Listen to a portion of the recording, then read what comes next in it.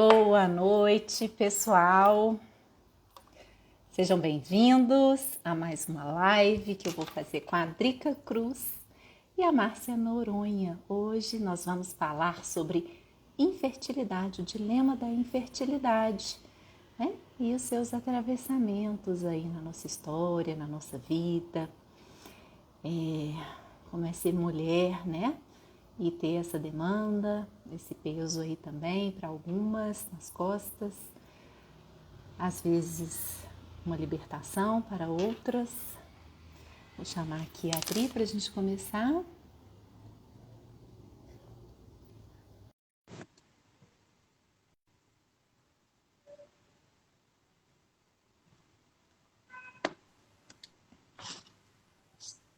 Oi, Dri. Oi. Boa noite. Olha, boa noite. Tudo bem? Deixa eu aumentar Tudo meu bem. volume aqui. Dias corridos, né, Dri? Dias corridos, mas tudo bem. Olha, eu vou chamar a Marcinha, que ela já está entrando aqui. Mas antes de chamá-la, queria agradecer a presença de todos. E aí a gente já vai se apresentar, tá bom? Tá, joia.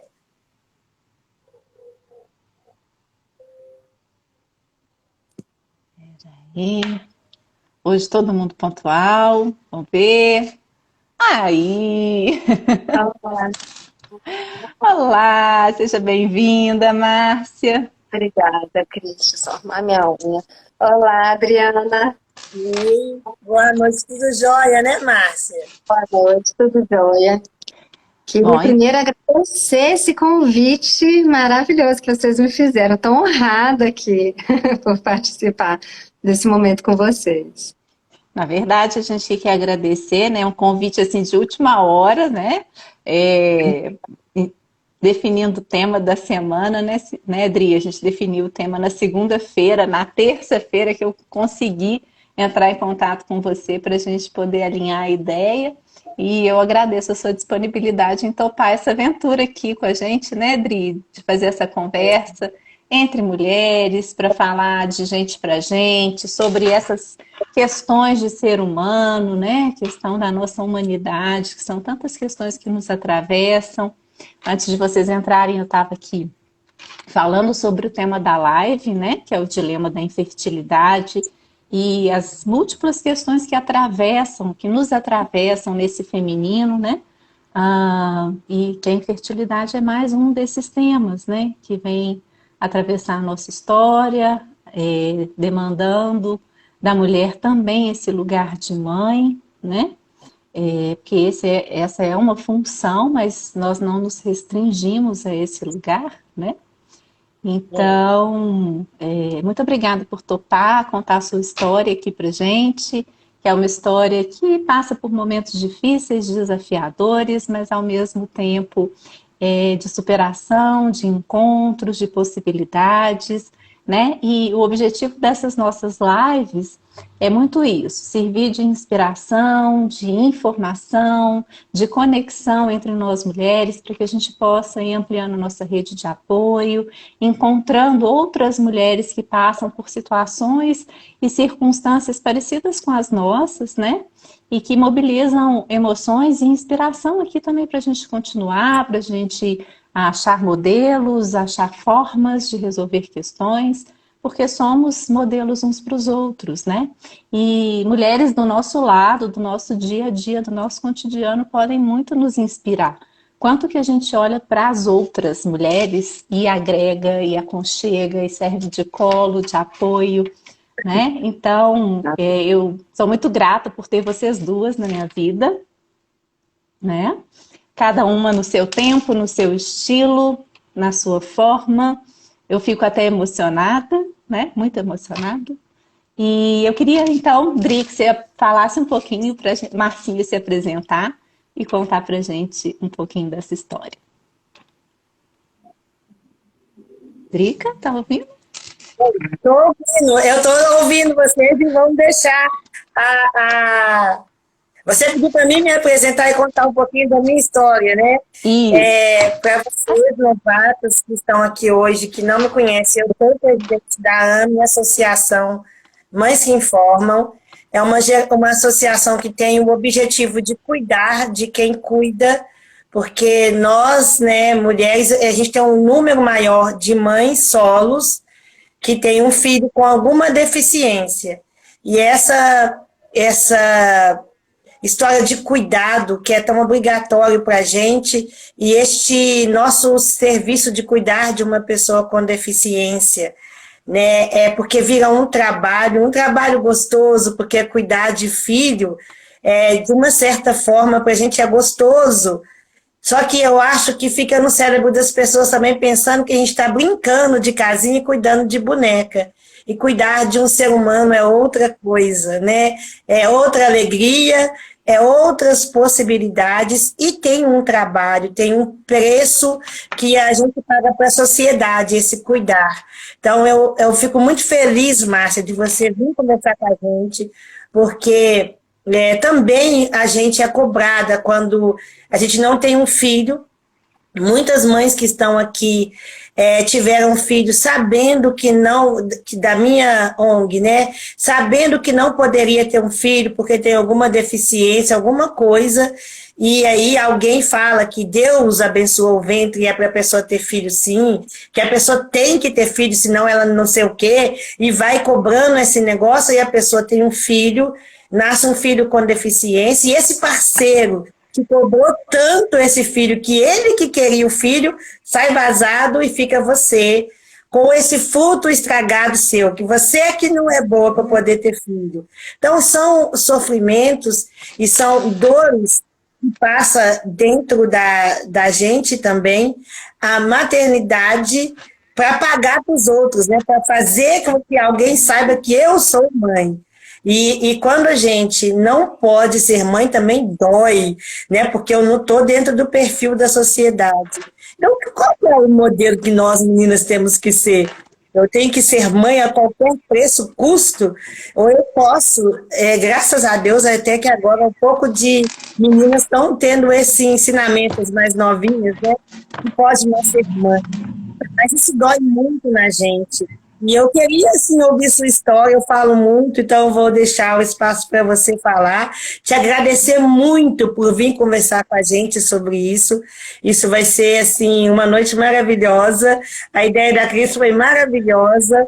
E a gente, assim, na Semana dos Namorados, nada melhor do que falar que a gente precisa de ter frutos. O fruto de um relacionamento é só filho.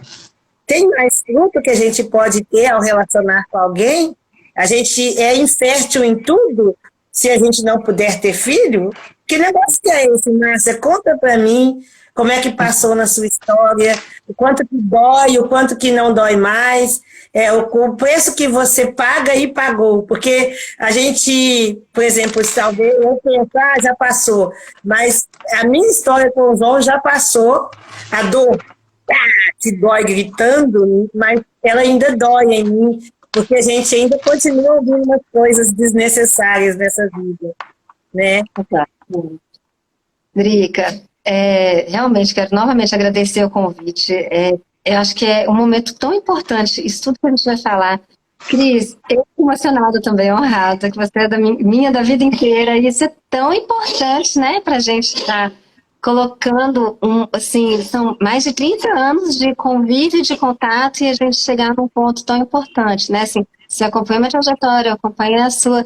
Drica agora fazendo parte desse processo junto, eu achei fantástico o convite, gente.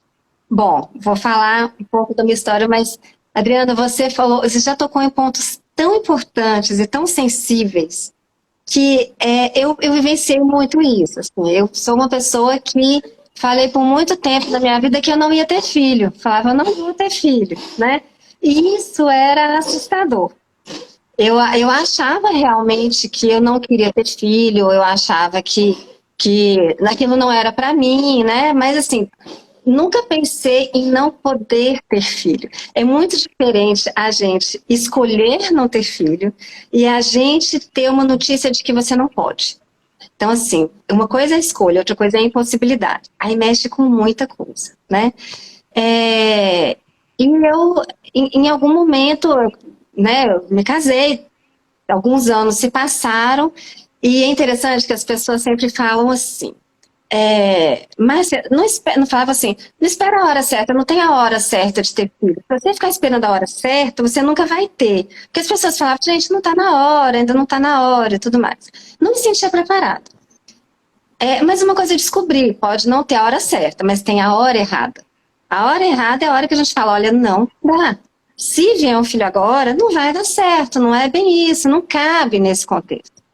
E aí, quando a gente entendeu que era a hora, e eu realmente fui mudando minha cabeça, teve uma cobrança social muito forte de todos os lados, que aí a gente fala do pertencer. Você colocou muito bem como é essa questão do pertencer em relação a filho, né? Se você tem filho, você pertence a qual ciclo? Se você não tem, você pertence a qual? Isso tudo a gente vai percebendo, né? Vai norteando. E a gente tem que ir trabalhando isso dentro da gente, inclusive as nossas emoções. Acho que a Drica tá travadinha, mas ela vai voltar. Pode continuar. Tá. A gente tem que ir trabalhando nas nossas emoções, porque uma coisa que eu aprendi e que eu acho que vale muito a pena a gente considerar é o autorrespeito. O que aquilo vale para mim? Porque o que vale para o outro não necessariamente vale para mim. E o que o outro me exige, ele exige o que vale para ele, não para mim. Enfim, aí quando eu tive um primeiro momento de falar, olha, vamos engravidar, já tinha mudado minha cabeça, falei, acho que realmente cabe um filho agora, eu quero ter filho, agora já tenho essa vontade. Na primeira tentativa de engravidar, eu engravidei. E quando eu engravidei, poxa, nem imaginava, foi um surto, né? Eu não imaginava que ia ser rápido. Engravidei, mas com 7 semanas de gravidez eu perdi. E aí foi aquela alegria e ao mesmo tempo aquela frustração. E aí isso carrega um monte de situações. Por exemplo, quando eu fui no médico fazer minha primeira consulta dessa gravidez, o médico virou para mim e falou assim, olha, Márcia, uma coisa é beta positivo, ou seja, você está grávida, outra coisa é um bebê no berço. E aquela frase ecoou, principalmente quando eu perdi o bebê. Você fica falando, peraí, tinha alguma coisa errada e eu não sabia, né? E aí, logo na sequência, veio o Zika vírus. E aqui no Nordeste, né, porque eu estou em Salvador, foi muito forte a questão do Zika vírus. Então, os médicos aconselharam, acho que todo mundo, e aqui mais ainda, olha, quem quer engravidar, espera um pouquinho, né, e tudo mais. Eu esperei. E aí, e só que isso, a minha idade, foi avançando, foi passando. E mulher tem realmente essa questão do limite de idade. Né? E isso eu acho muito importante a gente trazer, porque eu falava, não tem isso, não tem isso, não tem, sou nova, só que chega um ponto que você, acho que os anos passam tão rapidamente, você fala, opa, já chegou esse momento, né? E aí a gente falou, olha, melhorou um pouquinho a questão do Zika, vamos tentar, porque a idade já está avançando, não dá para esperar muito mais. Como era uma coisa programada, eu fui fazer alguns exames para ver se estava tudo ok, né? E nesses exames foi detectado que eu estava com falência ovariana precoce. O que é falência ovariana precoce? É como se eu tivesse já com uma quantidade muito, como se eu estava com uma quantidade muito pequena de óvulos. E a indicação para mim, para eu engravidar, seria a fertilização in vitro. Disse, olha, muito difícil você engravidar naturalmente. Se você quiser realmente ter que você fazer uma fertilização in vitro. E é aquele momento que é o momento que você tem que tomar uma decisão. E aí, o que eu faço? Eu sigo em frente, eu paro por aqui, qual é o rumo que eu vou tomar? E aí é uma decisão em conjunto, eu não podia tomar essa decisão sozinha. Eu tomei e como é que você, a família, seu esposo, lidaram com essa notícia? Como que a rede de apoio funcionou aí nesse momento? Ô Cris, no primeiro momento ficamos eu e meu marido com essa informação e a gente foi correr atrás do diagnóstico real, porque assim, o primeiro impacto eu falei, peraí, não é bem assim, né? E aí é difícil acreditar, né? Tem uma negação. Você começa a negar, fala, peraí, mas tem alguma coisa errada. Não era bem assim, como que eu tentei engravidar? Pouco tempo atrás engravidei, agora eu já não posso mais engravidar. O que aconteceu, né? E aí depois a gente tá errado, vamos procurar outro médico. O médico que não sabe de nada. Exatamente, isso tá errado. E aí dividimos, né, com pais, com irmãos, mas assim, com as nossas irmãs, mas e todo mundo, assim, realmente deu um apoio muito grande, sabe? Respeitaram o nosso momento, eles realmente tiveram muito com a gente e aquele apoio de o que vocês precisarem, nós estamos aqui. Isso é muito importante, porque esse o que vocês precisarem, nós estamos aqui, nos dá uma base que fala, poxa, a gente tem escolha, a gente tem opção. E isso é muito importante. Mas eu acho que o mais importante nesse momento é o marido e a mulher. É o casal. O que a gente quer? Qual é o rumo que a gente quer? Porque se um quer ir para o lado e o outro quer ir para outro, não vai funcionar. Não vai dar certo. Né? E aí são alguns momentos que a gente começa a colocar à prova os nossos desejos reais. A gente realmente quer ter filho?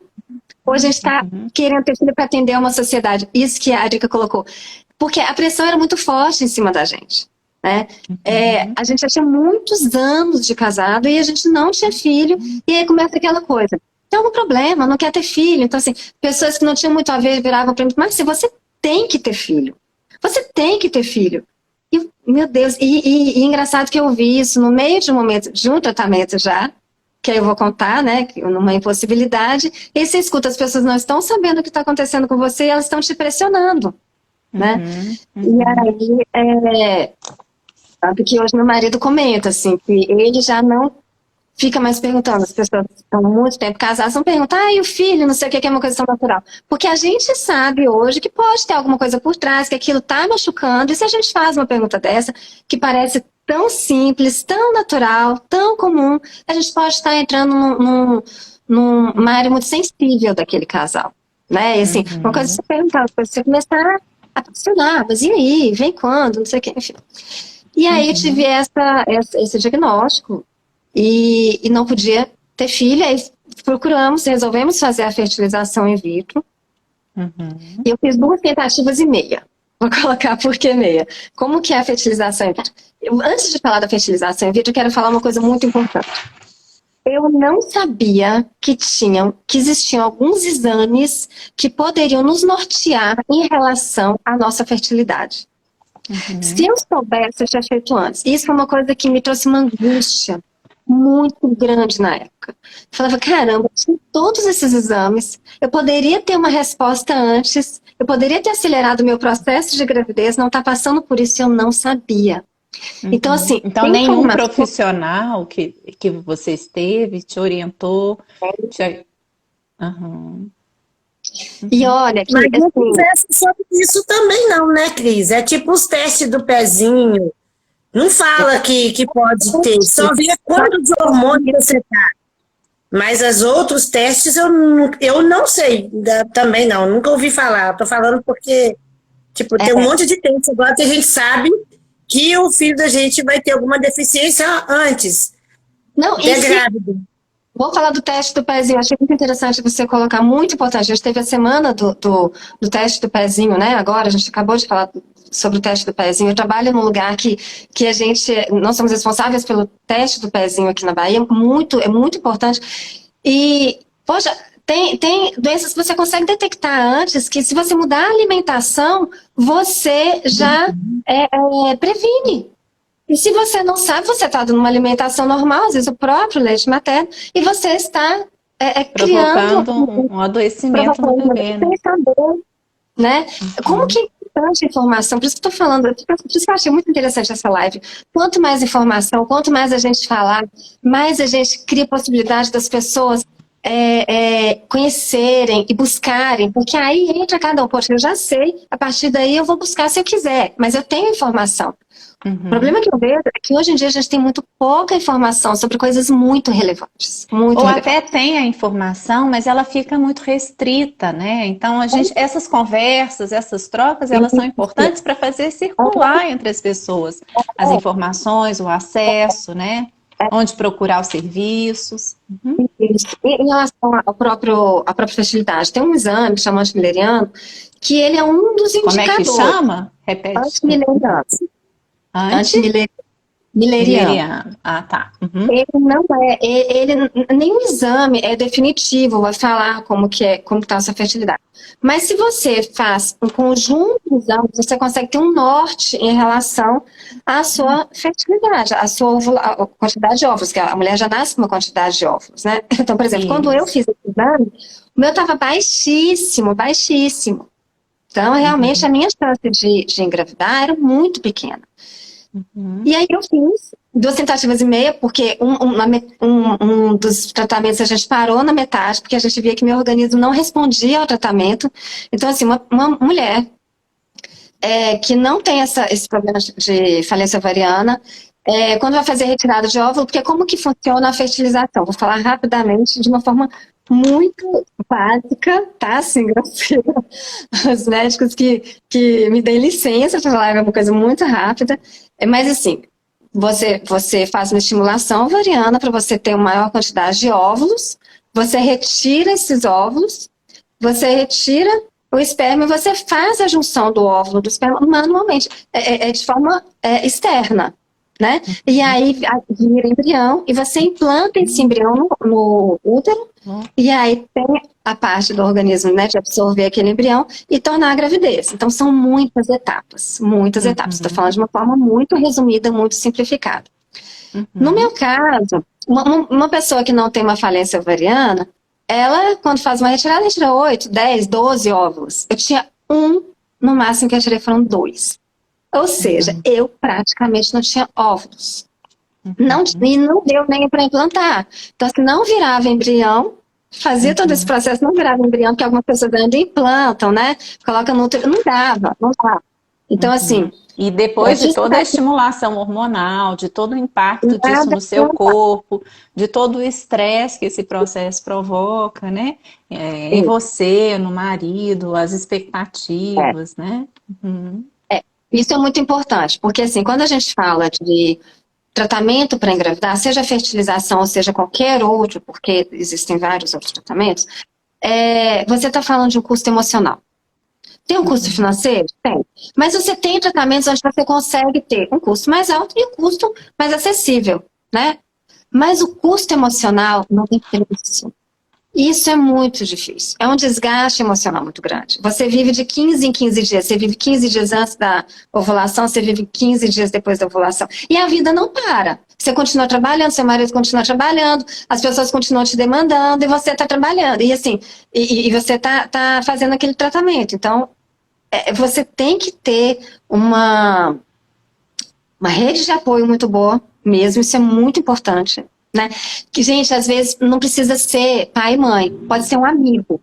Cristiane foi fundamental nesse meu processo, né?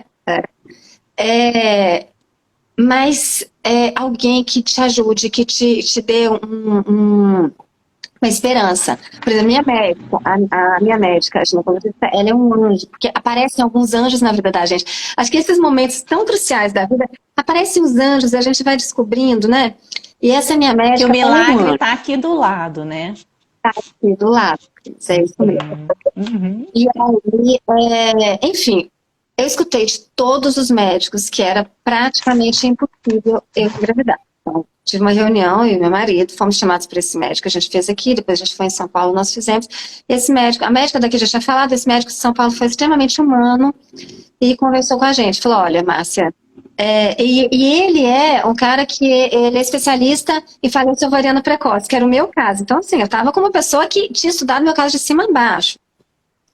E ele virou para mim e falou, olha, Márcia, deixa eu te falar, se você quiser ser mãe, engravidar, você tem a possibilidade de fazer ovodoação. O que é ovodoação? Eu utilizar o óvulo de uma outra mulher, já que eu praticamente não tinha óvulos, né? E aí você pega uma pessoa que tem características físicas parecidas com você e tudo mais. Eu estudei bastante sobre epigenética, porque você fala também sobre isso, o ambiente, o meio, influencia e tudo mais. Ele falou, você tem a opção de fazer ovodoação ou você pode adotar uma criança, se você realmente quiser ser mãe. E aí que eu acho que é muito importante a gente saber o que a gente quer para a vida da gente, o que cabe na vida da gente e a gente se respeitar. Aí a gente tem que colocar um freio em tudo e falar assim, peraí, para onde que eu vou?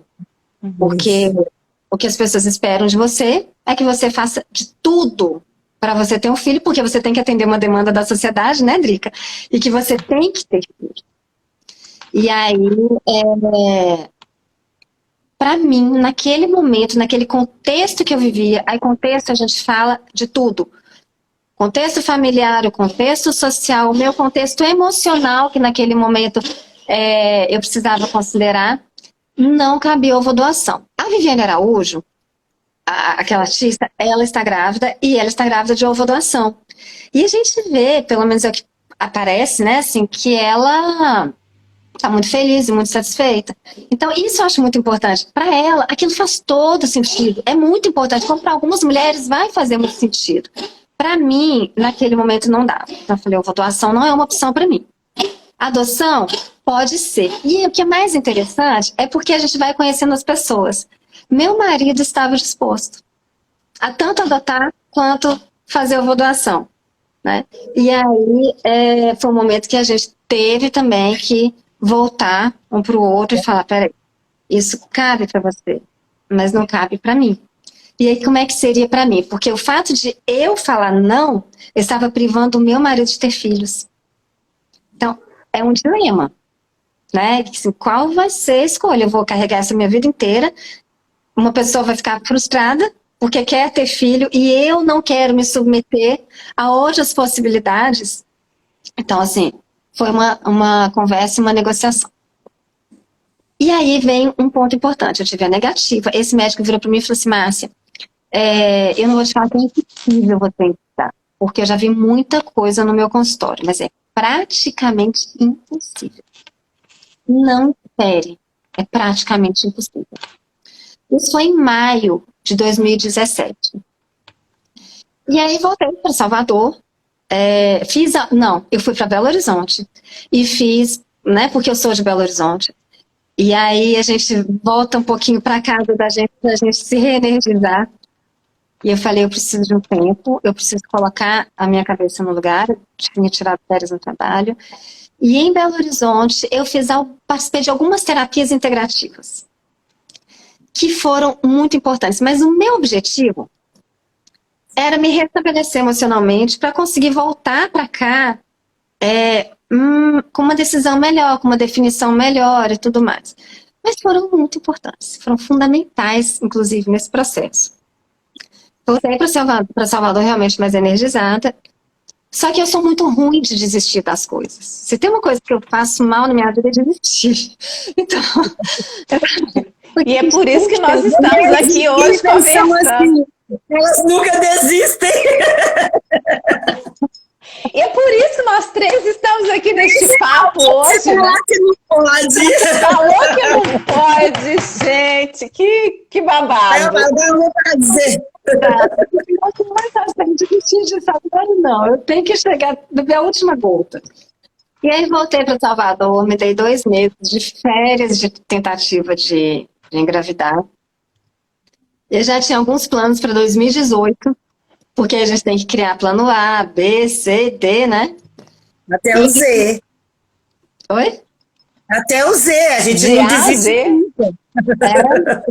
Enquanto está vivo, tem vida, né? O organismo é surpreendente, surpreendente. E a minha mãe, ela tem uma coisa, ela fala uma coisa que eu acho muito interessante. Minha mãe fala assim, minha filha, a gente vai negociando com a cabeça da gente. E cada dia mais eu vou entendendo essa frase da minha mãe. A gente vai negociando com a cabeça da gente. E aí, o que acontece? É isso mesmo, Adriana, a gente não desiste nunca. Nós não desistimos nunca, nunca. Beijo, minha prima querida. E aí, vim para Salvador e voltei para essa minha médica, que é meu anjo de luz. E aí eu falei com ela, doutora Ingrid, vou tentar mais uma vez. No primeiro mês. Aí o que acontece? Isso eu acho importante. Eu fiz uma fertilização in vitro. Mas aí quando eu vim para cá, a gente fez um tratamento que não era um tratamento, era um acompanhamento de ovulação. Então eu fazia ultrassom seriado, né? Para saber qual ia ser o dia certo para eu ovular, para facilitar, né? Para ampliar a possibilidade de gravidez. E eu fiz isso com a doutora Ingrid. E eu fiz o primeiro mês, no segundo mês eu já estava estressadíssima, porque, como eu falei, a conta emocional é muito grande. Assim, é um momento, eu me via, sabe aquela situação, tem um vídeo dos pratos, que fica uma pessoa com vários pratos, com um ciclo assim, girando os vários pratos, e você não pode deixar nenhum cair. E no momento desse você tem que pensar, assim, qual que vai cair, qual que vai ficar de pé, porque não vai dar para segurar todos os pratos, né? Fala assim, deu para segurar tudo. Não dá. Alguma coisa vai cair. Aí você tem que pensar o que pode cair, o que não pode cair. O que não podia cair naquele momento era eu. Eu não posso cair, não posso entrar num processo emocional mais complicado, porque eu preciso ainda definir o que eu vou fazer. Eu ainda não tomei a última vez. E aí um dia eu fui na doutora Ingrid. E afinal de contas, o corpo era seu, a vida é sua, a decisão é sua. Se você deixar esse prato de você cair, já era, né? Então, se tem uma coisa que a gente precisa cuidar mesmo, é da nosso bem-estar, da nossa saúde, ela física, ela emocional. A gente estava conversando ontem, eu falei assim, gente, o que é preciso para prevenir qualquer coisa é comigo mesmo, estou aqui. Porque eu detesto passar mal. Eu detesto passar mal. E quando a gente sabe dos nossos limites, a gente vai fazer de tudo para poder ter aquela qualidade de vida que a gente está buscando. Então, eu vou fazer exercício físico, eu vou cuidar da minha alimentação, eu vou cuidar das minhas relações sociais, eu vou cuidar dos meus amigos que são pessoas importantes. A gente vai cuidando do que importa, né? E eu não meço esforços para me sentir bem.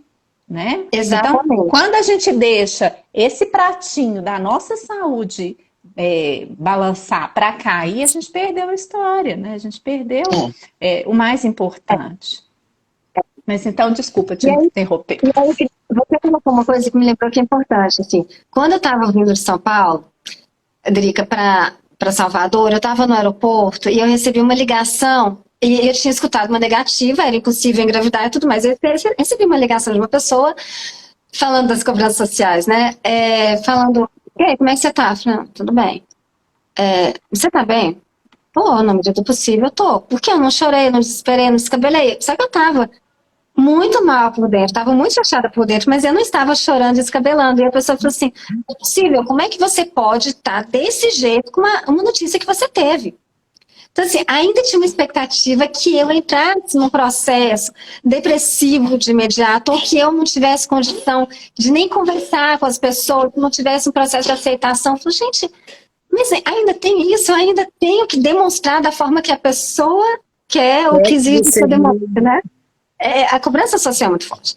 Mas, resumindo, aí eu vim pra cá, e aí nesse último dia eu falei, olha, doutora Ingrid, eu tô muito cansada, não aguento mais, a conta emocional pra mim chegou no limite. Ela virou pra mim e falou assim, Márcia, eu entendo, isso era outubro, vamos tentar essa última vez. Se dessa última vez você não conseguir, você entra de férias no final do ano, se você quiser, no ano que vem a gente retoma. Tá bom, fiz todo o procedimento, tá? Fiz todo o processo de acompanhamento, tá. E aí, 15 dias depois, veio o sangramento. E aí eu falei pro meu marido, falei, não rolou, não tô grávida, não vai rolar a gravidez. E agora chega, agora acabou. Eu falei, não, tudo bem, bola pra frente. E uma semana depois, eu falei, quer saber, aí eu vou falar uma frase da minha avó. Minha avó tinha uma frase que era assim, dá um tapa na vida e segue em frente. E eu acho isso maravilhoso. Tipo assim, ter garra, vá pra frente, siga, não esmoreça não. Eu já tinha tido meu tempo de luto, já tinha esmurecido, já tinha ficado bem chateada. Eu levantei de manhã e falei assim, eu vou dar um tapa na vida e vou seguir. E eu queria fazer o procedimento. E um outro procedimento. A médica falou assim, então vou fazer, você vai apresentar um beta negativo, porque você não pode estar grávida. E aí eu falei, vou fazer um beta para mostrar para essa médica que eu não tô grávida, para ela poder fazer esse procedimento. E na hora que eu abro o beta, eu estava grávida. Eu engravidei naturalmente. Eu fiz fertilização 2 vezes e meia, né, 3 vezes. Foi um transtorno emocional, foi um transtorno físico. Tive muito apoio, isso eu tenho que agradecer. Realmente as pessoas estavam assim, comigo. A minha irmã me entregou, pegou a chave do apartamento e falou assim, fique o tempo que você precisar, quando eu precisei ir para São Paulo. Família, minha mãe... Assim, a família do meu marido também, assim, todo o apoio, todo o suporte. Não foi não, bola pra frente. E de repente eu apareço grávida naturalmente. Aí você fala, como são as coisas? Olha os milagres de Deus. Eu escutar que era praticamente impossível engravidar. E aí entra um processo interessante. A gravidez. Como que é a gravidez de uma pessoa que passou por um processo como esse? Então, eu fiquei completamente tensa minha gravidez inteira. E vinha aquela frase daquele médico lá atrás. Uma coisa é beta positivo, outra coisa é bebê no berço. Então, eu só tive um coração mais tranquilo no dia que eu peguei meu filho e coloquei no berço dele. Nem no hospital, quando ele nasceu, eu fiquei tranquila. Quando eu coloquei no berço dele, aí sim, eu comecei a chorar, que eu fiquei 3 dias chorando. Não conseguia parar de chorar. Que era um milagre mesmo de Deus. E aí tem meu filho hoje, que é o Alexandre. Que é um pitel maravilhoso. Tô completamente apaixonado. E aí, Drica, aconteceu uma outra coisa que, assim, mais surpreendente. Quando a Alexandre estava com 1 ano, eu engravidei de novo, naturalmente. Naturalmente. E eu não sabia. Mas eu também eu só soube quando eu perdi. Que eu tive uma hemorragia muito grande, fui ver, eu estava grávida. Eu falei, gente, como é que é isso? Eu ia escutar de tantos médicos que era praticamente impossível engravidar. E eu engravido do Alexandre e depois eu engravido de novo. Então, isso eu acho que é muito importante a gente colocar que a gente tem, sim, norteamentos, direcionamentos, a medicina toda a nosso favor. Mas tem algo maior que diz o que realmente vai acontecer e o que não vai acontecer na vida, né? Agora, eu acho que vale a pena a gente falar aqui de todo um ciclo emocional. Quando a gente fala de emoções, você vai da emoção melhor do mundo à pior do mundo. Você vai de uma tristeza profunda, porque quando você falou muito bem de que quando você fala assim, não poder ter filho significa o quê? Quando o médico fala assim, você não pode, aquilo cria uma barreira tão grande para mim que era assim, a qual meio eu pertenço a partir de agora? Quem eu sou? Qual vai ser meu futuro? Né? Assim, como é a questão da minha continuidade aqui? E isso é muito social. Por que a minha continuidade tem que ser através de um filho? Por que a minha continuidade, o meu pertencimento tem que ser através de um filho? A gente tem tantas formas de pertencer. A gente tem tantas formas de existir. E a gente vai se reinventando a cada dia. A gente vai recomeçando a cada dia. Né? E com o filho também, né? Porque... E trazendo esse tema da maternidade, né, Márcia? Quando você fala assim, o único pratinho que eu não podia deixar cair era eu mesma, né? E isso é um processo de maternagem, né? De automaternagem, de reconhecer que se eu não me priorizar e se eu continuar atendendo só a demanda do outro, a minha vida vai ser infértil, né? Então, eu acho que essa questão da fertilidade é dizer assim, quantas sementes eu posso espalhar que não necessariamente precisam ser os meus óvulos? Né? E antes de mais nada, qual é a minha capacidade de autoacolhimento? Eu gosto muito que a Adri fala muito pra gente assim, né? Qual é o meu sentido de existir? Será que tudo eu tenho que fazer copiado? Até oração, eu tenho que o outro escreva a oração pra mim, né, Adri? Pra eu poder repetir. Não, meu rezar, eu não posso nem falar o que eu sinto. Você tá falando, eu cortei você, Cris. Não, fica à vontade, porque eu me apropriei da sua fala, é para te dar abertura aí, vai lá. Mas a minha irmã está vivendo esse ciclo de tentar ter filho. E a Paulinha é minha menina, né? Ela é mais nova que eu. Eu tenho mania de ser mãe, eu sou mãe de todo mundo. Eu viro mãe sua assim, 1 minuto. 5 minutos de conversa, eu já quero carregar no colo e dar mamar no peito. Eu sou desse tipo. E a Paulinha está vivendo esse processo também de tentar. E aí, ela veio há 2 semanas atrás, ela estava totalmente. Não era a Paulinha. Frustrada, assim, não é frustrada, paulista, frustrada, acabada. Mas você vê que eu acho que ela deve ter tomado alguma porção dobrada de hormônio, né, que tem que tomar e a gente desestabiliza. Eu vi que ela estava cansada. E a Paulinha trabalha viajando o Brasil inteiro na Rede Cegonha. Então ela viaja um Brasil inteiro no avião. Hoje ela, tipo assim, bom, onde você tá? Eu tô aqui no avião indo para Salvador, não sei que hora que eu vou chegar, e vou para o Acre depois, e vou para não sei na onde.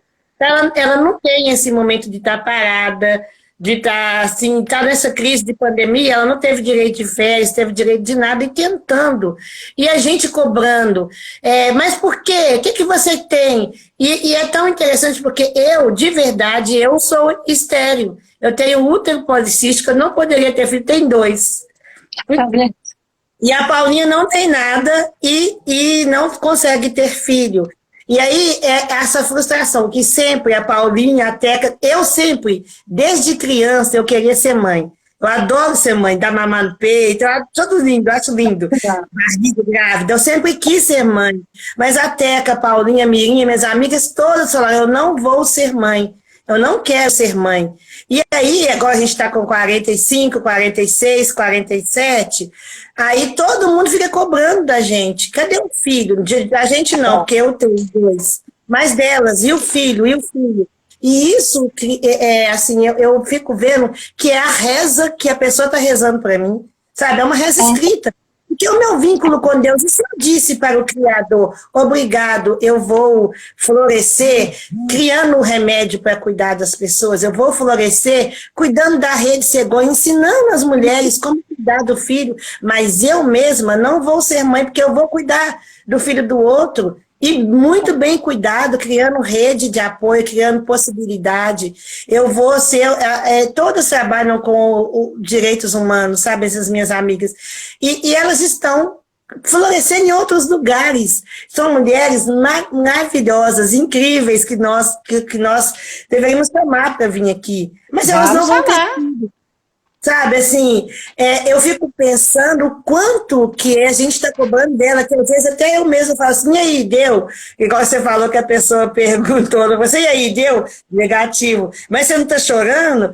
E ela, não sei, a minha família toda chorando. Eu estou falando com você, eu estou com vontade de chorar, porque eu estou pensando assim, gente, será que ela queria chorar e eu nem deixei ela chorar? Porque e aí, uai, mas de novo? Mas de novo? E eu estou pensando agora, hoje, não é no tanto de dinheiro que ela está gastando mais, é o tanto de abraço que ela está precisando. O tanto que eu e a Cris conversamos essa semana falando sobre isso, de aonde eu vou pagar o IPTU dos meus sentimentos, o IPVA dos meus sentimentos que está circulando aí eu pago esse imposto. E aí, quando me devolve o dinheiro, a restituição, eu posso investir isso em algum lugar, nos meus sentimentos? Eu posso florescer aonde eu quiser? Né? Como que ela está pagando muito imposto da nossa cobrança? Cadê o filho? Porque todo mundo já tem filho, você não vai ter? E se eu não tiver? E eu ajudei a minha mãe a cuidar dos meus irmãos, eu cuido de pessoas, então eu estou sendo mãe, porque cuidar é uma maternagem. Né? Eu fico pensando, o que é ser materno? Porque também, às vezes, a gente tem um filho e a gente não cuida, muito pelo contrário, a gente oprime tanto essa pessoa, a gente faz essa pessoa ser uma coisa tão esquisita que vai precisar de ter cuidado séculos para psicólogo, a gente vai ter que deixar essa pessoa ter 5 vidas para poder se tornar alguém, porque eu fui uma péssima mãe, um péssimo pai, né? Só ter um filho para mostrar para o outro, isso também é ser mãe, né? Porque, olha, nasceu o Alexandre e o outro, que eu esqueci o nome. E aí, você é mãe deles ou você está no corre, equilibrando tudo, cuidando de não cair as respostas da sociedade, mas você é mãe? Mãe de verdade? Porque é muito fácil parir, mas eu quero saber se você quer ser mãe. Não, a minha irmã tem uma amiga que ela fala uma coisa muito interessante. Uma coisa é você querer ser mãe, outra coisa é você querer ter filho. São coisas completamente diferentes. Né? Assim, você ser mãe é você estar ali emocionalmente, afetivamente. Você querer ter filho, você está mostrando à sociedade, eu estou atendendo uma demanda da sociedade.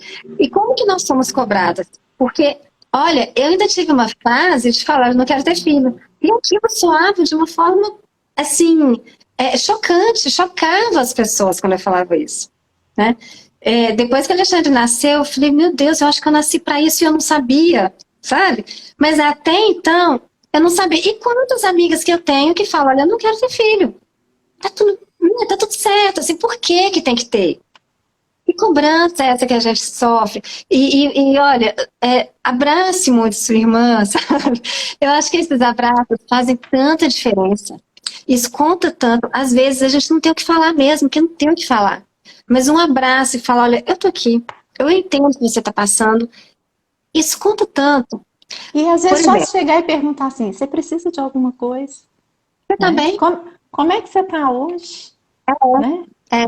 E É isso dar assim que lado vocês sem estão... falar também, né? Porque às vezes a gente tem muita palestra e pouco efetivo. Sim, Isso, sim. isso. E ao mesmo tempo, né, quando vocês estão trazendo isso sobre a questão da maternagem, eu acho que tem um outro ponto que é muito importante da gente levantar, que é, mesmo quando, né, nasce a criança, tá ali o bebê, a atenção se volta toda para o bebê. Mas e cadê a mãe, né, gente? Se ela não tiver bem assistida, se ela não for bem cuidada, se ela não tiver aquele tempo ali do resguardo preservado, e hoje em dia a gente abrindo mão disso, né? Cantoras acabam de ter filhos, já estão no palco lá, pulando e tudo mais. Ótimo, que bom que ela tem força e tudo mais, mas qual é o respeito com esse lugar, com esse corpo, com esse momento? Né, assim, a gente custou tanto a ter direitos de parar e de ficar os 6 meses com o bebê para a gente poder construir essa relação, porque é um momento tão novo, tão único, tão difícil, tão desgastante, né? É de descoberta, a gente está conhecendo o bebê está conhecendo a gente, como é que é isso? Esse choro é de quê? Essa demanda aqui é o que que é? Eu tenho para dar, não tenho para dar? Quem pode me ajudar? Pelo amor de Deus, alguém olha aqui, né? Então, assim, eu acho que quando a gente está conectado ao amor, às relações, a gente tem que parar para prestar atenção. Eu falo assim, o que que essa mãe precisa? Já que ela é esse lugar onde nós, né? Eu falo que ser mãe é ser um portal. A gente é um portal onde a gente permite a chegada de um outro ser humano, que não é nosso. E nós estamos aqui só para poder facilitar esse processo de se tornar humano, porque somos a espécie mais dependente que existe, né? Então, por que não cuidar desse portal para que ele esteja bem, seguro, preparado, para ser um bom ninho aí para essa criança que chega, e a gente diminuir muito os nossos problemas sociais, porque esse momento da formação humana, ele é fundamental, né? E assim, o bebê chegando, quando o Alexandre nasceu mesmo, eu olhava para ele e falava, meu Deus, ele é um livro com folhas em branco, e eu vou ajudar a escrever essa história. E aquilo me dava uma responsabilidade tão grande, porque a gente vem de uma carga emocional, de uma história psíquica, de um contexto, com as nossas limitações, as nossas dificuldades, as nossas fragilidades, e é como se a gente não pudesse ter. Tem uma exigência de que você tem que saber tudo. A mãe já sabe o choro de que é. Eu não sabia nada. Eu fico desesperada. Meu Deus, eu não sei. Fala que a gente sabe, mas eu não sei. E assim, aquela responsabilidade, meu Deus, esse menino. E aí depois eu falava, meu Deus confiou em mim. Colocou ele aqui pra mim. E tem que me ajudar, porque agora o que eu faço eu não sei. E eu não sabia mesmo, sabe? Até porque o universo infantil não era meu universo. Né?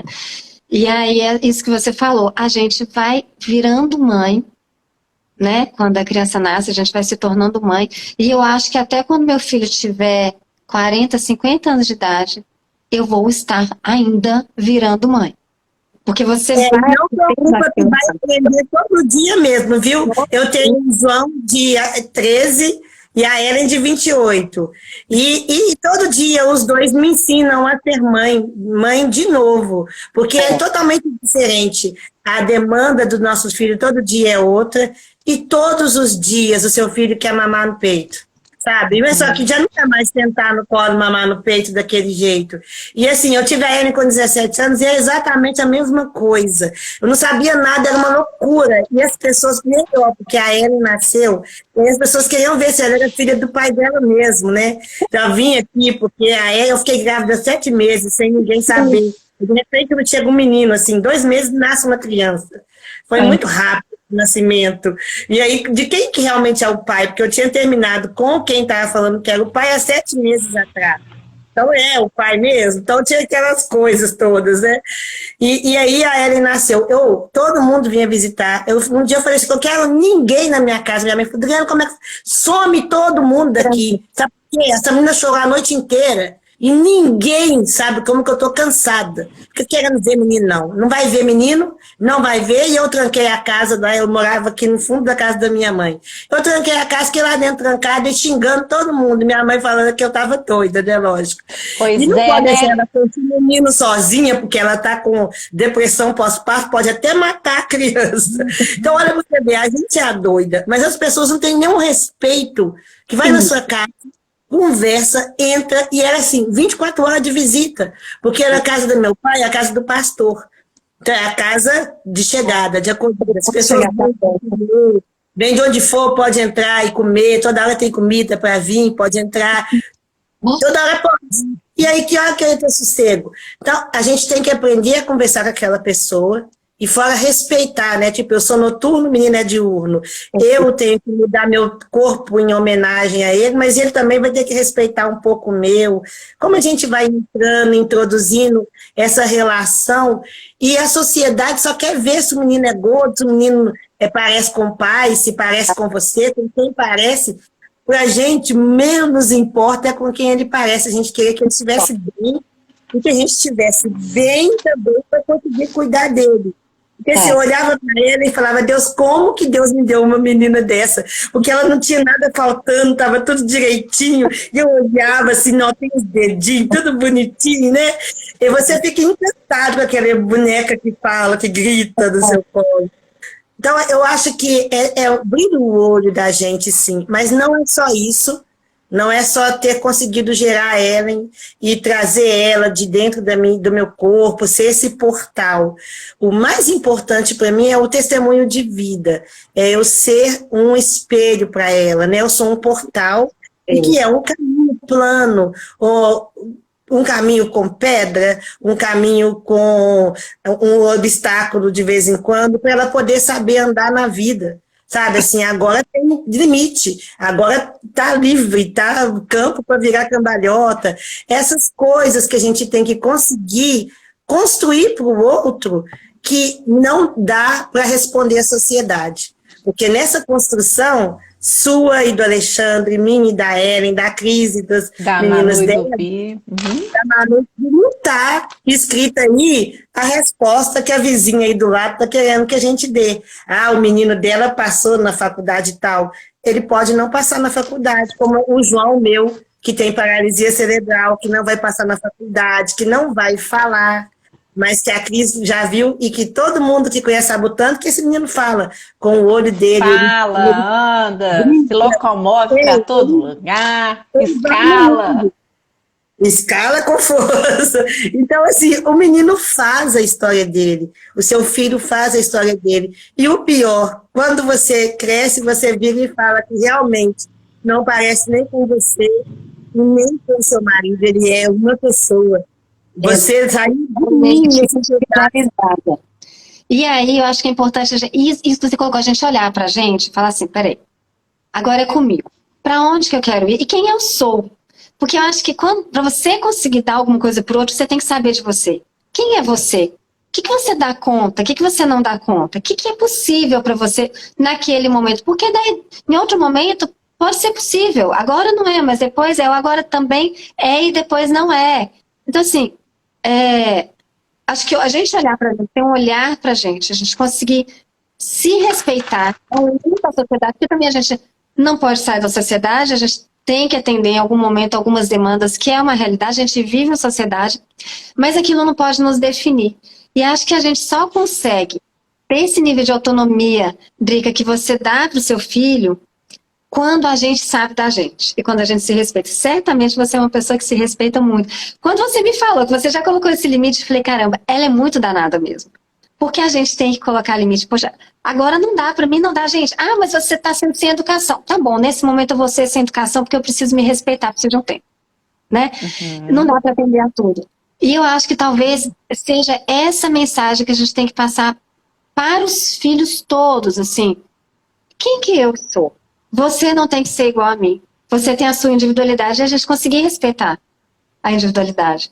Né? Assim, tenho certeza, seu filho tem esse desenvolvimento que vocês estão colocando, porque você é essa mãe que consegue ter esse olhar individualizado para você e para o outro, e com afeto. Acho que o afeto, ele faz tudo, né? O afeto, ele é capaz de tudo. Você olhar a pessoa com afeto, olhar a pessoa com empatia, saber se colocar naquela posição. Claro, eu acho que a gente nunca consegue se colocar na posição do outro, porque a história da gente não é a história do outro, a gente não vai conseguir sentir ou saber exatamente o que a outra pessoa diz, né? Como diz minha mãe, você não consegue alcançar as coisas, não consegue se aproximar, né? E ter acho que afeto mesmo, compaixão, afeto, faz com que a gente consiga ter um olhar para o outro, e esse outro sendo nosso filho, ou não sendo nosso filho. E principalmente sendo a gente mesmo, né, Márcia? Porque eu acho que o que fica para mim hoje dessa conversa e ao te ouvir é que se você não tivesse feito as pausas para respeitar o seu tempo, para buscar dentro de você, né, qual é o sentido dessa questão, né? O que eu vou fazer com isso que me entregaram? Falando que eu não posso ter filhos agora, né? Então, o que eu vou fazer com isso? Como é que eu vou lidar com esse dilema que eu estou passando? Né? A Adri saiu, mas ela já volta. Então, eu acho que quando a gente desenvolver essa escuta, esse autorrespeito, né? De dizer assim, eu me acolho nesse momento, né? Eu posso me maternar, já que o tema é maternagem, eu posso ter compaixão por mim, porque a gente diz, né, que ama muito o outro, ama muito o filho, mas a gente é capaz de se amar nos momentos de dificuldade, né? Não se condenar, né? A Débora, na última live, ela falou uma coisa muito interessante, porque ela trouxe também uma questão da... Peraí, só um minutinho que eu vou chamar a Adri aqui de novo. Adri. Tá, peraí, só um minutinho. Enquanto isso, eu vou falar com a Claudete. Claudete, eu concordo. É o amor que preenche as lacunas da individualidade. Rodrigo, você sabe, manda... Marizona. Aí, você entrou.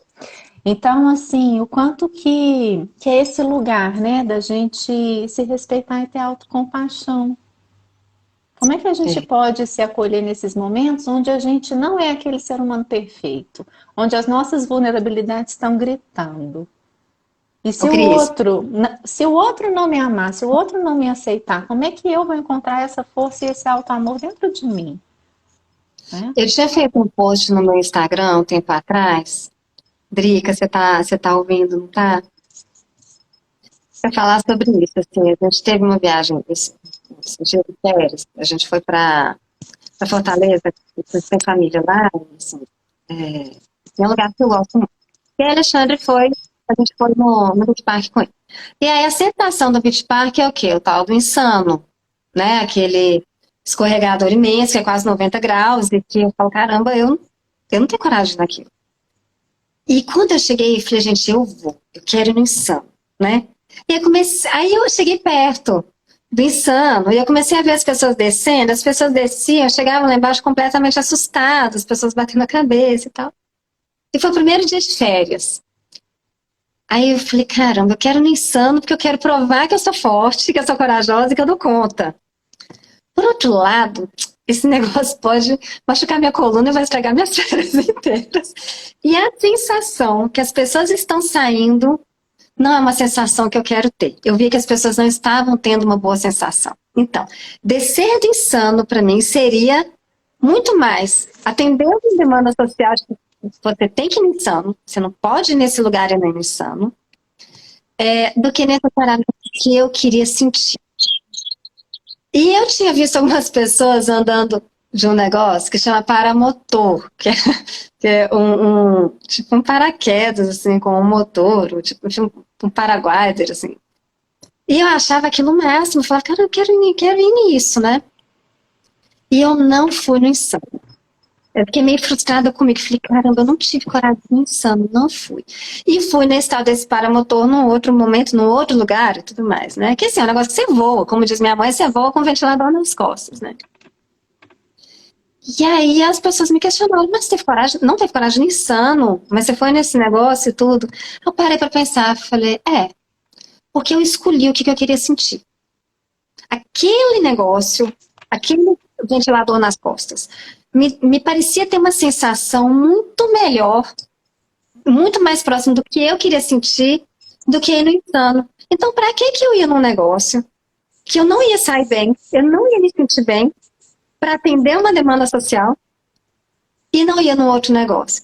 E eu achei aquilo tão bom, eu me senti tão bem comigo, de falar, caramba, eu consegui identificar o que eu queria e atender ao meu desejo. Eu consegui identificar a sensação que eu queria sentir, não que o outro achava que eu tinha que sentir. E foi fantástico. E eu acho que isso é tão importante. Daí para cá, eu comecei a pensar, tudo que eu vou fazer, eu falo, o que eu quero sentir? Qual a sensação que eu quero ter? Isso que eu vou fazer vai me trazer a sensação que eu quero ter, claro. Às vezes, na hora que a gente vai, é diferente. A gente se frustra, ou a gente fala, caramba, não era nada daquilo. Mas eu fui em direção ao que eu estava buscando. Isso é muito importante, a gente entender o que eu quero na minha vida. E também, né, entender que vão ter situações que a gente está lá buscando isso que quer, as emoções vão surpreender e que às vezes tem uma frustração ou tem uma situação que parece desagradável, não significa que a experiência não valeu a pena, porque isso vai alargando a nossa capacidade de sentir, né? E de enfrentar situações desagradáveis. As emoções, elas estão aí, a gente não tem como fugir delas, as situações nos atravessam, né? Então, quando você tem uma notícia dessa de infertilidade, é impossível não sentir, é impossível não se tocar, né? É impossível não se sensibilizar, né? Quem está ao seu redor vai se sensibilizar junto, as emoções vão estar ativadas junto, só que cada um vai experimentar essa situação, essa circunstância de uma forma, né? E vai demonstrar de uma forma. Porque às vezes a pessoa está sentindo muito, está realmente abalada, mas ela está demonstrando de uma outra forma, né? Por exemplo, quando me falou, não vai dar, eu decidi em 2018 voltar a dançar. Eu amo dançar, minha vida inteira eu gostei de dançar. E eu parei por muitos anos. Falei, tudo bem, eu não vou poder ter filho, então o que eu quero fazer que vai me fazer bem? Falei, vou voltar a dançar.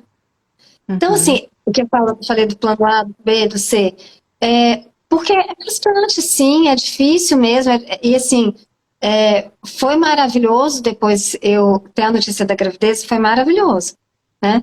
Mas até então, eu passei por um processo de uma nuvem bem negra, foi muito complicado, muito complicado. Então, assim, até é engraçado, quando eu abri o resultado beta, eu estava com uma amiga, cheia de almoçar, e ela tinha acabado de me falar, Márcia, tá todo mundo aqui no trabalho, ela era uma colega de trabalho, ela trabalhava comigo, e ela falou assim, tá todo mundo impressionado com a sua reação, porque a gente achou que você fosse ter uma reação diferente, que você fosse entrar numa depressão muito forte. Aí eu falei, pois é, só que eu ainda não aceitei a ideia. Eu ainda estou numa fase de assimilação da ideia. Então, assim, para as pessoas parecia que eu estava super bem resolvida. E eu não estava, eu estava muito mal. Eu estava num luto. Eu ainda estava vivenciando aquele luto, né? E que a gente tem que é isso que você falou, Cris, assim, adiantava eu fingir que nada estava acontecendo, que eu tava... Não, só que eu tinha que trabalhar, não tá cedo, tinha que ir para o trabalho, tinha que dar resultado, eu não podia parar a minha vida. Mas eu estava num processo de luto muito difícil. Né? E respeitar esse tempo, né, Márcia? Porque não significa que ele não vá passar. Mas naquele momento é importante fazer essa pausa que você relatou aqui, né? Essa pausa de respiro, essa pausa de negociação com o parceiro, com a família, falar, gente, olha, agora não é isso que eu tenho para oferecer, né? Me dá um tempo, abre... Eu preciso muito mais desse respeito, né?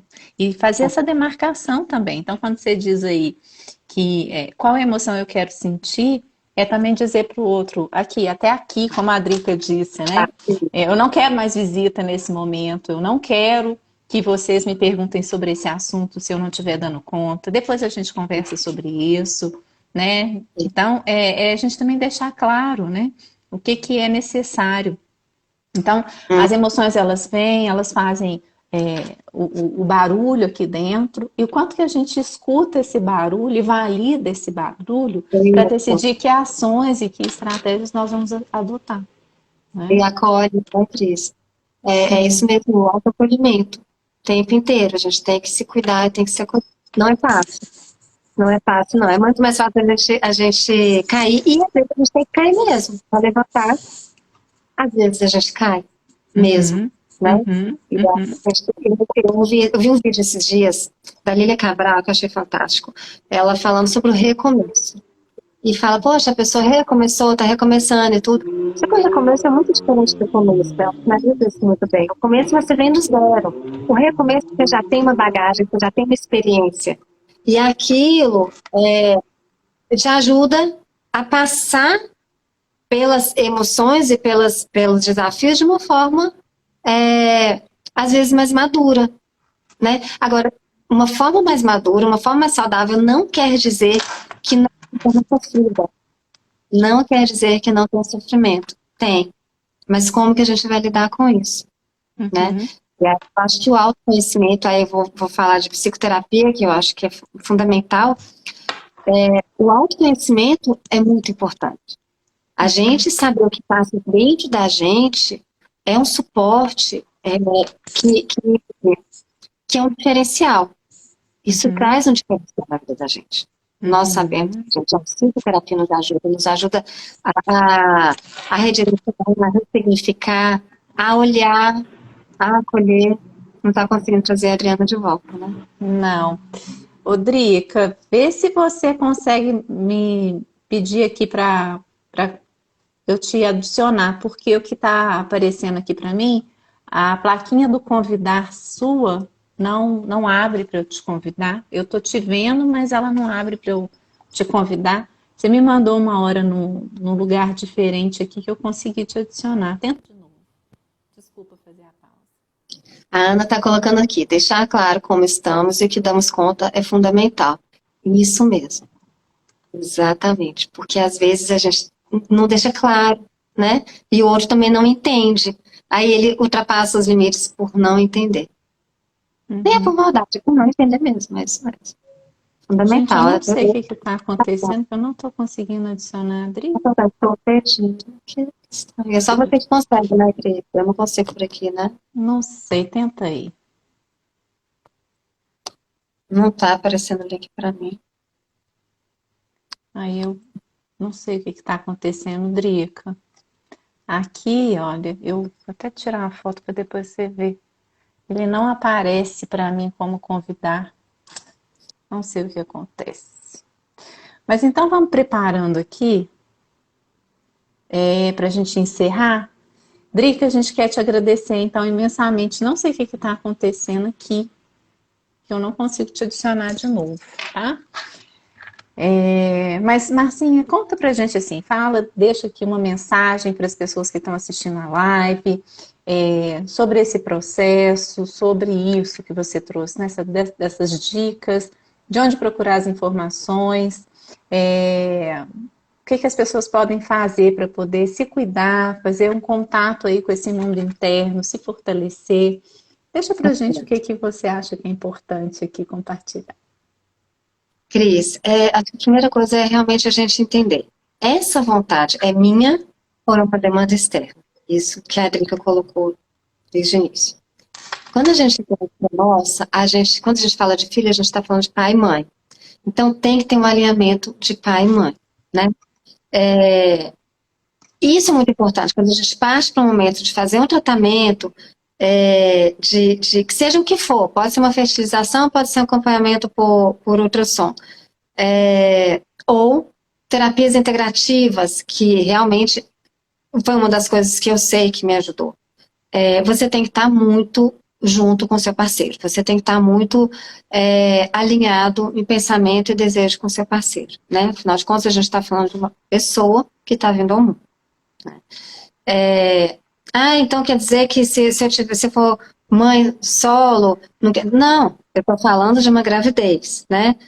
O depois é uma outra situação.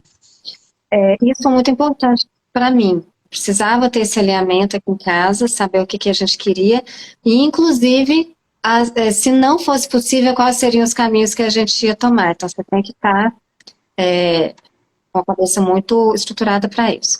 Mas você tem situações onde a pessoa resolve ter filho por produção independente. Eu tenho amigas que fizeram fertilização com doação de esperma e entendeu uma carreira solo. Ótimo, não tem problema nenhum. Mas então a pessoa tem que ter muito claro, isso que a Ana colocou, o que, que ela quer, né? Essa rede de apoio é fundamental. Porque eu acho que muito mais do que uma questão financeira é uma questão emocional. Porque abala, mexe. A cada negativo você vai se frustrando mais. Porque não é uma frustração, você vai ter várias frustrações durante um mês.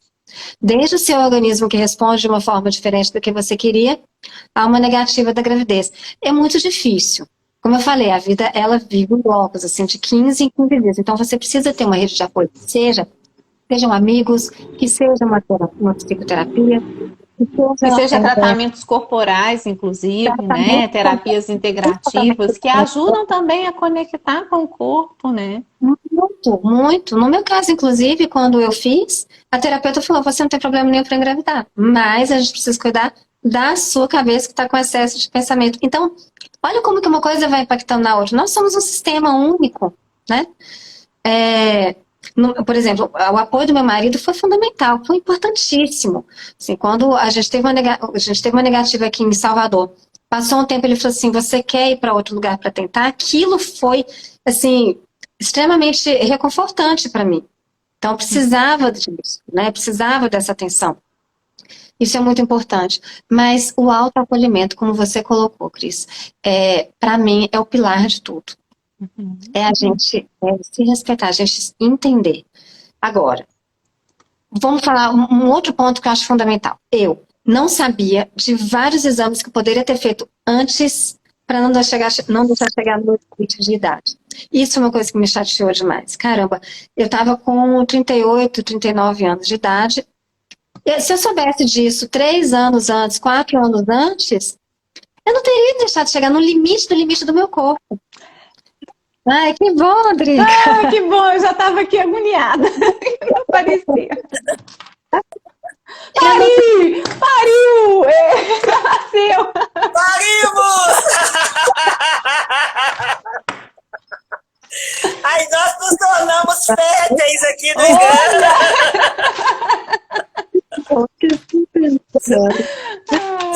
É isso aí. Então, continua. Falando desses exames, eu cheguei a ponto de ficar revoltada, eu me senti uma revolta, eu falava, meu Deus, eu fui em tantos médicos, como que nenhum médico me falou. Tanto que esse médico de São Paulo, o Dr. Thomas Nicholas, ele um cara que bota muito essa bandeira. Vocês têm que saber que existem os exames, tem como fazer, vão fazer, não deixe chegar no limite da idade, não deixe chegar no limite da idade. E assim, porque o meu limite era muito anterior ao que eu achava que era. E cada organismo reage de uma forma. Então, assim, minha dica, converse com o seu médico, vá no ginecologista e fale, olha, quais são os exames que existem no mercado que eu posso ter uma orientação melhor. Tem inúmeros exames, gente, que a gente pode... E hoje, com o nosso crescimento profissional, pessoal mesmo, né? A gravidez tem se tornado cada vez mais tardia, né?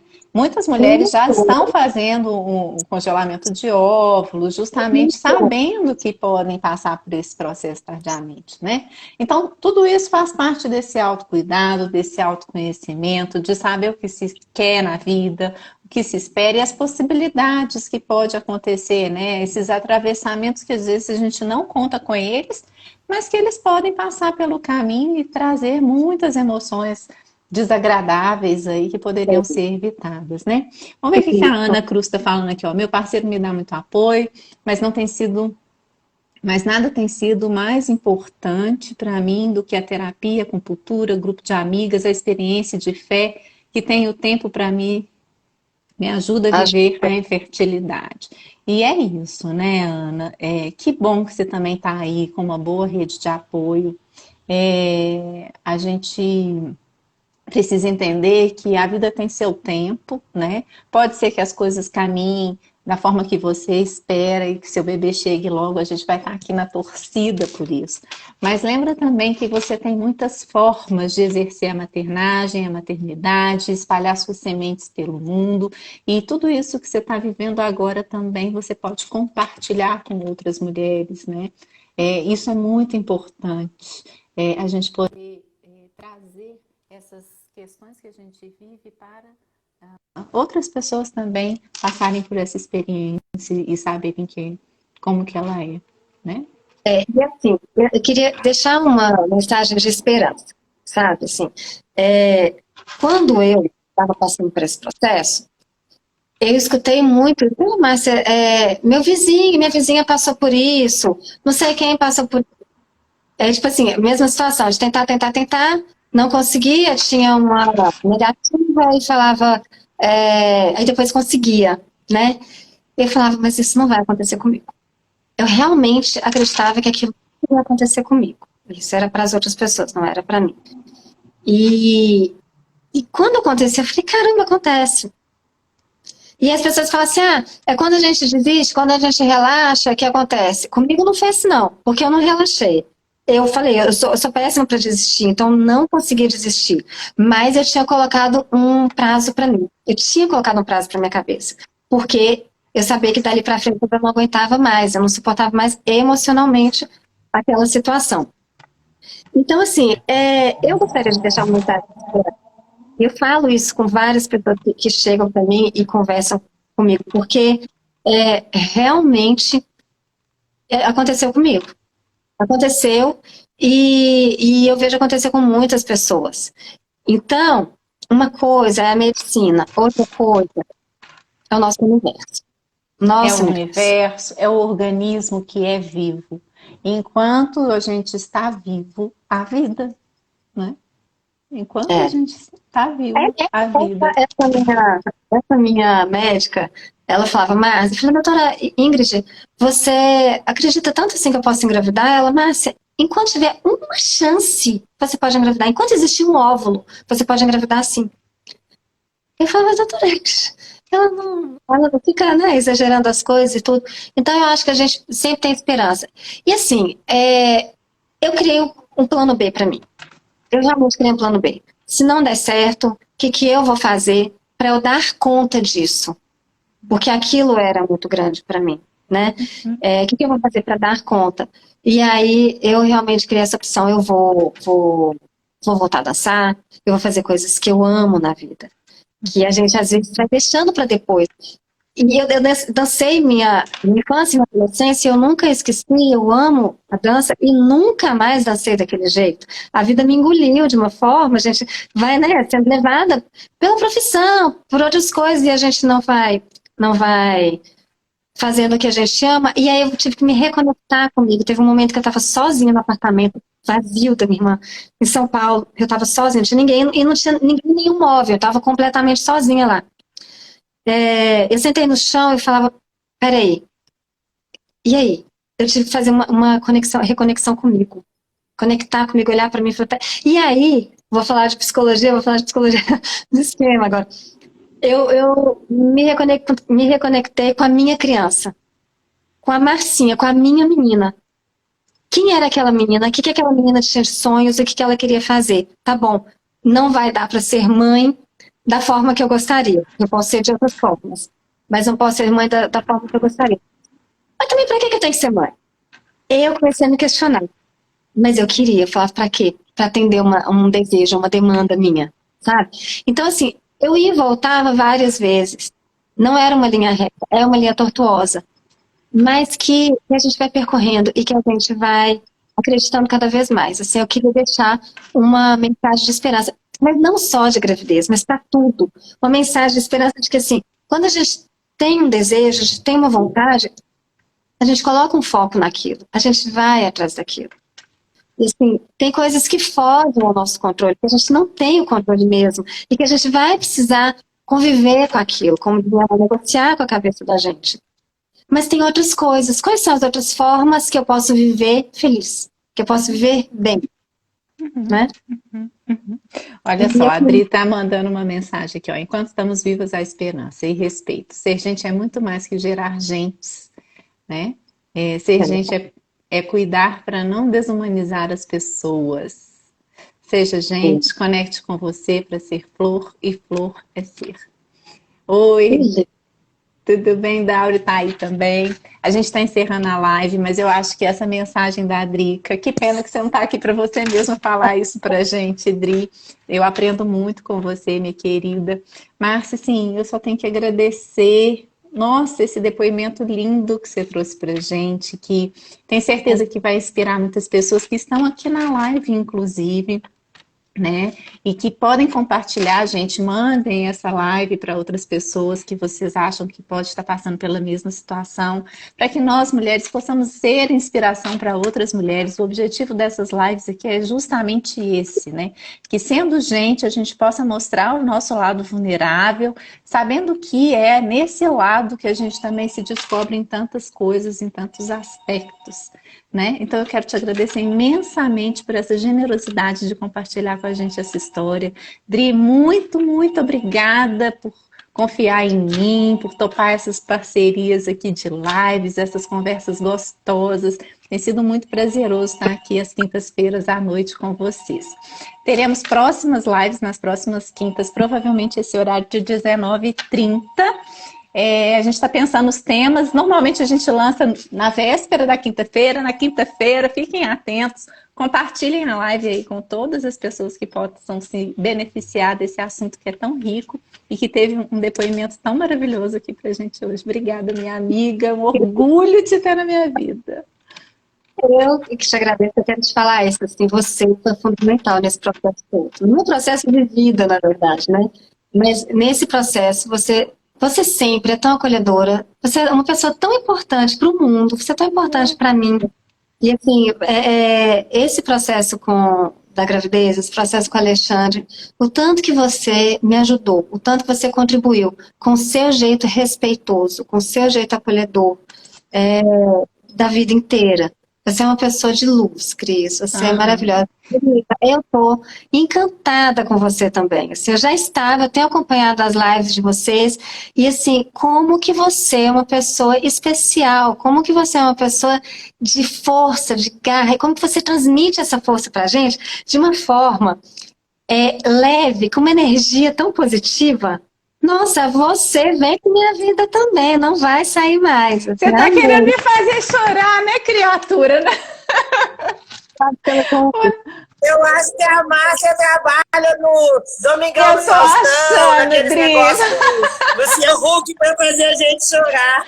Tô achando. Ela conectou minha vontade de chorar com força. Porque assim, a Márcia é uma amiga da adolescência, né? E a gente vai falar sobre isso em alguma live também, assim, sobre as mudanças da adolescência, a importância das amizades para a nossa sustentação enquanto ser humano, enquanto construção de identidade. E assim, você sabe que você me salvou da loucura, né? Eu te salvei da loucura e ainda bem que a gente se encontrou nessa vida, né, minha amiga? Muito obrigada, viu, por estar aqui hoje com a gente. Te amo muito. Te amo muito, Dri. Muito obrigada. Muito obrigada por tudo. É muito amor misturado. Olha, eu amo demais a Cris. A Cris realmente é isso. A Cris eu estava a ponto de dar o game over e a Cris me ajudou a voltar. E a flor e ser, né? A renovar as minhas energias. E o nosso recado é esse para cada uma de nós e para cada que ressoe na gente, cada dia mais, que a gente tenha coragem de amar, coragem de ser a gente. E essa coragem que você disse, Márcia, olha, se eu não florescer aqui, que eu consiga ser o que eu gosto de ser em outro lugar, mas que eu seja o melhor de mim. Então vamos fazer isso, a gente vai pensando no dia, e assim, a gente termina a semana, vai ter domingo aí, Dia dos Namorados e tudo mais, não exija que seja a fantasia que você quer ter, que seja o amor que você quer ter, mas que você consiga ser amor, que amor transforma, certo, né? O amor faz coisas florescerem, faz o mundo ser melhor, e amor não é só sexo, amor é respeito mesmo, e é deixar que as pessoas sejam elas. Vamos ser cada dia mais humanas. Eu pedi muito, falei, Cris, eu quero ser gente, eu não quero mais ser desse jeito. Vamos ser gente. Só gente, né? E é por isso que nós estamos aqui reunidos. Já está muito difícil de ser. Ser gente já é difícil. Vamos tentar ser gente. E, gente, eu queria agradecer a participação. Tantas pessoas participaram. Eu estou assim, encantada com a participação de todo mundo, as pessoas escrevendo. E é isso mesmo, gente. Obrigada por tudo. Obrigada pelo convite. Qualquer coisa, gente, se vocês quiserem tirar mais informações, escrevam nos nossos privados, mandem mensagem que a gente está aqui à disposição de responder e interagir com vocês. Um beijo grande, gente. Boa noite. Até a próxima, até quinta que vem com nova conversa aqui de mulheres incríveis. Tchau, tchau. Até acompanhar.